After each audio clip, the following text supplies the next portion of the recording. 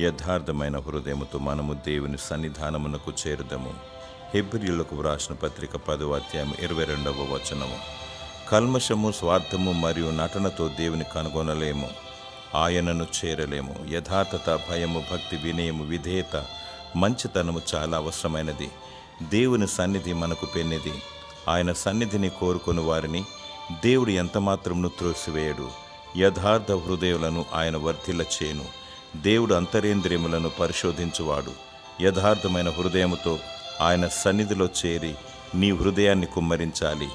ఆయన అంతరాత్మలో సత్యమును కోరువాడు. నీవు దీవించబడి ఇతరులకు దీవెనకరముగా మారాలి. దేవుని ఆత్మతో సత్యముతో ఆరాధించాలి. ఆత్మీయమైన బలమును పొందుకోవాలి. ప్రభువు రాకడ వరకు జయకరముగా జీవించాలి. దేవుడు తన సన్నిధిలో నిన్ను సమృద్ధిగా దీవించి ఆశీర్వదించునుగాక. ఆమేన్.